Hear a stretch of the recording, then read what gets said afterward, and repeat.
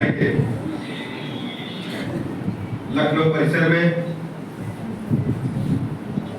योग महोत्सव के अवसर पर आयोजित इस भव्य एवं गरिमामय समारोह में हमारे बीच में उपस्थित हैं निदेशक लखनऊ परिसर प्रोफेसर चंद्रनारायण झा साहब, वैदिक उप निदेशक नई दिल्ली मुख्यालय प्रोफेसर मदन मोहन झा जी, निदेशक देवप्रयाग प्रोफेसर पीवीबी सुब्रमण्यम जी, ज्योतिष शास्त्र में प्रोफेसर मदन मोहन पाठक जी, व्याकरण शास्त्र के प्रोफेसर भारत भूषण त्रिपाठी जी, शिक्षा शास्त्र के प्रोफेसर देवी प्रसाद द्विवेदी जी, शिक्षा शास्त्र के विभागाध्यक्ष प्रोफेसर अवनीश अग्रवाल जी, विभिन्न प्रांतों विभिन्न परिसरों से आए हुए सम्मानित आचार्यगण, सामने बैठे सभी हमारे विद्यार्थी, व्यवस्था से जुड़े सभी भाई बहन पत्रकार मित्रों, योग दिवस के अवसर पर प्रतिवर्ष हम लोग लगातार कई वर्षों से 2014 से पूरी दुनिया में 21 जून को अंतर्राष्ट्रीय योग दिवस मनाने का काम करते हैं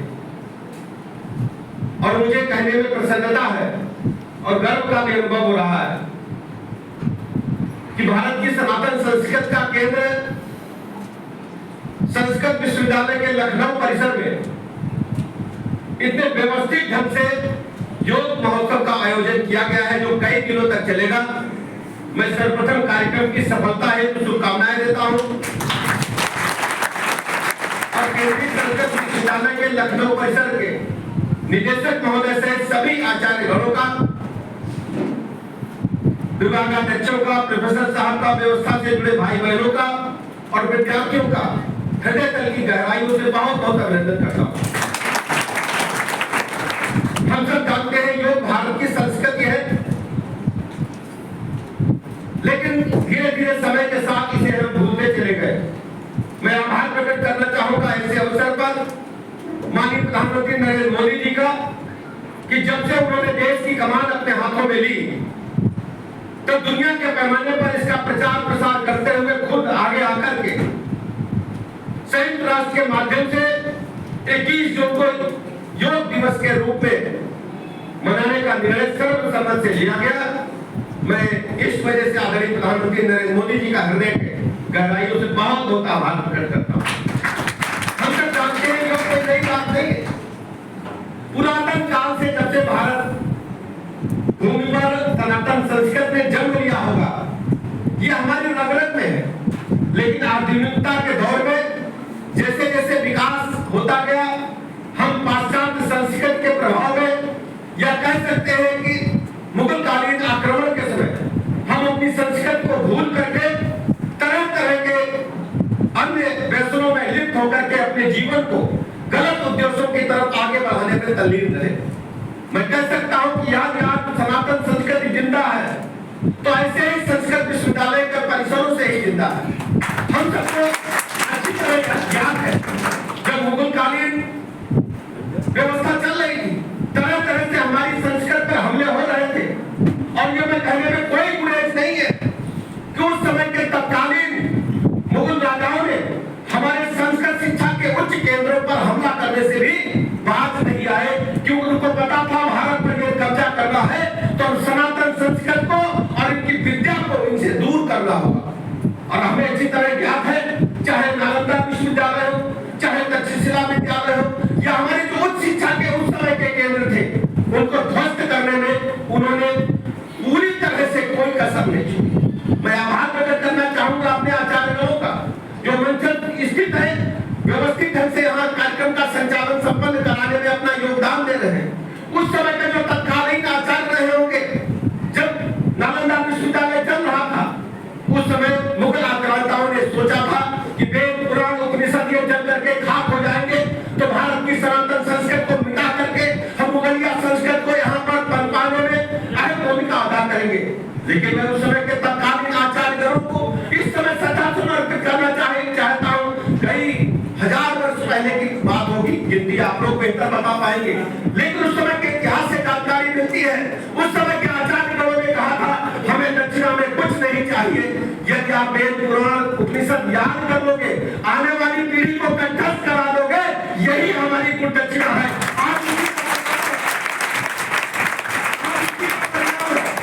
कि हमारी संस्कृति लगातार दुनिया के पैमाने पर सर्वोच्च शिखर पर भारत माता का झंडा फहराने में सफल हो रही है। यह आज उसी का परिणाम है। अभी हम देख रहे थे जिस ढंग से वेदों का उच्चारण हमारे विद्यार्थी कर रहे थे, रोम रोम में ऊर्जा का संचार हो रहा था, महसूस हो रहा था भारत माता स्वयं उपस्थित करके इस बात का आभास करा रही हो कि भारत की वैदिक संस्कृति आज भी अक्षुण है। कितना भी कोई प्रयास कर ले, लेकिन भारत की सनातन संस्कृति को सभी को सैल्यूट करना होगा, सभी को अभिनंदन करना होगा। आज पूरी दुनिया अंतर्राष्ट्रीय योग दिवस को धूमधाम के साथ मनाने का काम कर रही है। हम सब अच्छी तरह जानते हैं मानव जीवन बड़ी मुश्किल से मिलता है।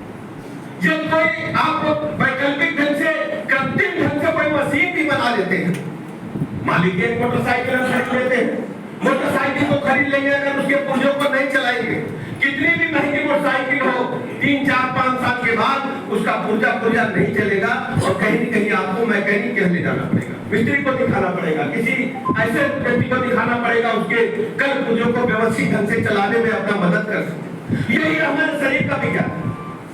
हमारे पुरातन कालीन महर्षि पतंजलि ने हमें क्या सिखाया कि श्वास से हमारा जीवन है और श्वास वास्तव में जीवन है। श्वास निकल गई मिट्टी का शरीर हो जाता है। श्वास ही परमात्मा है, श्वास ही हमारी आत्मा है। ये वैदिक ढंग से हम सब अच्छी तरह जानते हैं, लेकिन होता क्या है, जैसे जैसे हम प्रकट करते गए श्वास पर हमने नियंत्रण खो दिया। श्वास से हमारा कोई मतलब नहीं रह गया। हम दैनिक व्यसनों में लिप्त हो गए, अपने अध्ययन से, संस्कृत की शिक्षा से दूर होते चले गए। आज कह सकता हूं मैं कि संस्कृत देववाणी ही दुनिया मान। और जो श्वास पर मैं चर्चा कर रहा था, श्वास पर नियंत्रण हमने खो दिया है और श्वास हर जगह जानी चाहिए, बगैर वायु के कुछ हो नहीं सकता। हमारा शरीर पंच तत्वों से मिला है और मुझे प्रारंभिक काल से ही बताया गया कि क्षितिज पावन गगन सलीला पंच तत्व मिल बना शरीर। अगर हमारे शरीर में वायु नहीं है, श्वास नहीं, तो कुछ नहीं हो सकता। और श्वास नख से लेकर, पैरों के नख से लेकर शरीर के हमारी शिखा तक जाना चाहिए, चाहे हम संभव कर पाए। हमने भुला दिया योग को, उसका परिणाम हुआ कभी पैर में दर्द, कभी सर में दर्द, कभी पेट में दर्द। इसके अलावा दैनिक व्यसनों में लिप्त हो गए। आप सोचिए, योग श्वास पर नियंत्रण के साथ साथ शरीर के हर अंग को चलाने का भी काम हम योग के माध्यम से करते हैं। चाहे हमारी उंगलियां हो, चाहे हमारी कलाई हो, चाहे हमारे कंधे हो, चाहे हमारे पैर हो, चाहे हम कमर हो, चाहे हमारी रीढ़ की हड्डी हो, चाहे हमारी गर्दन की हड्डी हो, पूरे व्यवस्थित ढंग से अपने शरीर को चला लेंगे तो साधारण भाषा में श्वास पर नियंत्रण और शरीर के हर पुर्जे को चलाना ही योग है। मैं अगर गांव की भाषा में तो मैं आप सबसे अनुरोध करना चाहता हूं कि माननीय प्रधानमंत्री नरेंद्र मोदी जी की अगुवाई में कल हम सब पूरी दुनिया में अंतर्राष्ट्रीय योग दिवस मनाएंगे, लेकिन हमारी जिम्मेदारी क्या है? संस्कृत विश्वविद्यालय होने के नाते हमारे ऊपर और बड़ी जिम्मेदारी। किसी दूसरे विश्वविद्यालय से हम ये जिम्मेदारी के लिए अगुवाई करने के लिए नहीं कर सकते। उसको ये तो कर सकते हैं कि अच्छा काम कर रहे हैं, उन्हें करना भी है, क्योंकि सब में एक विकास ही हमको एक बड़े लक्ष्य की ओर ले जाता है। सब लोग लगेंगे, लेकिन आप पर अधिक जिम्मेदारी। ये आपके भारत की आत्मा का केंद्र यदि कोई है तो संस्कृत विश्वविद्यालय है। भारत की आत्मा भारत माता का एक एक ईंट अगर आप खोल कर देखेंगे तो भारत माता जिंदाबाद की आवाज इन ईंटों से आपको सुनाई। भारत की आत्मा है। हम देख रहे थे हमारे बच्चे जिस ढंग से संस्कृत में अपने उद्बोधन को दे रहे थे, महसूस हो रहा था कि मां शारदे स्वयं यहाँ उपस्थित होकर के हमारे बच्चों की वाणी में विराजमान हो गई है और दुनिया को नई दिशा दिखाने के लिए संस्कृत विश्वविद्यालय परिषद से बच्चे तैयार हो रहे हैं, जो आने वाले कल की भारत की तस्वीर को और बुलंद करने का काम है। मैं आप सबका हृदय की गहराइयों से आभार प्रकट करता हूँ और भरोसा दिलाता हूँ कि हम सब अब मिलकर एक परिवार है। हम सबको दायित्व अलग हो सकता है। एक बात मैं और कहना चाहता हूँ, हमारे आचार्यगण बैठे हैं। सामान्यतः होता क्या, जब हम किसी पद पर आरूढ़ होते हैं तो पद का जो भार है वो हमारे शरीर पर भी आता है और हमारे कार्यों में परिलक्षित होता है। मैं हाथ जोड़ करके विनती इसलिए करता हूँ क्योंकि ये संस्कृत विश्वविद्यालय है, यहाँ से निकली बात पूरे भारत के कोने कोने तक जाएगी। हम अपने दायित्वों के निर्वहन में अपनी कुर्सी के गरिमा को केवल दायित्वों के निर्वहन तक रखें, अपने शरीर पर उसे हावी न होने दें, कुर्सी को कभी भी अपने शरीर पर हावी न होने दें। इससे आने वाली पीढ़ी को बड़ी लाइन खींचने में मदद मिलेगी और ये सामने जो बैठे बच्चे हैं अंतर्राष्ट्रीय स्तर पर भारत माता का नाम रोशन करेंगे। हम देखते हैं कि जिसको अधिकार मिल जाता है, सामान्य तो कुर्सी के लोग इधर बैठे हैं और जो सामने वाला है उसे याचक समझते थे, ऐसा नहीं। भारत माता ने एक साथ हम सबको जन्म दिया है और हम सबका दायित्व है कि भारत माता को पूरी दुनिया में सर्वोच्च शिखर की ओर ले जाना है। दायित्व अलग हो सकता है लेकिन हम सबका स्वाभिमान मान सम्मान बराबर है। यही मैं आपसे संस्कृत विश्वविद्यालय से शुरुआत करने के लिए कहता हूँ। एक ऐसी मुहिम चलाई जाए, चाहे चपरासी का बेटा हो, चाहे वरिष्ठ IAS अधिकारी का बेटा हो या सर्वोच्च शिखर पर बैठे किसी राजनेता का बेटा हो, सभी बराबर है। सबको बराबर मान सम्मान देने की शुरुआत हम संस्कृत विश्वविद्यालय परिसर से करें और सबको भारत की संस्कृत से जोड़ करके आगे बढ़ाने का जो नैतिक दायित्व है आपके उत्तर कदमों पर। एक बात मैं और अपने बच्चों से कहना चाहता हूँ, विद्यार्थियों ने अपने दैनिक जीवन में इस बात को महसूस किया है। दिन प्रतिदिन मैं भ्रमण पर रहता हूँ, मैं महसूस करता हूँ कि बच्चे दिन में सोते हुए रात में जगते, ऐसा है कि नहीं? बताओ ना आप लोग। आप सोचो, हमें प्रकृति को अपने हाथ में कैसे लेने का काम है। हम प्रकृति से खिलवाड़ नहीं कर सकते। रात में होती है हमें विश्राम के लिए, रात में होती है शरीर को कुछ आराम देने के लिए, और रात में हम इंटरनेट पे लगे रहते हैं कि अच्छा चलता है, इंटरनेट रात में ही अच्छा चलता है, ऐसा नहीं है। आप दिन में भी काम कर सकते हैं। अपने ये मान कर चलिए कि हमारे युवा शरीर को कम से कम 8 घंटे की नींद चाहिए और जो 50 क्रॉस कर गए हैं 60 के लगभग वो 6 घंटा भी 5 घंटा भी सो लेंगे तो पर्याप्त है। लेकिन आप सबको मिनिमम 8 घंटा सोना ही सोना है।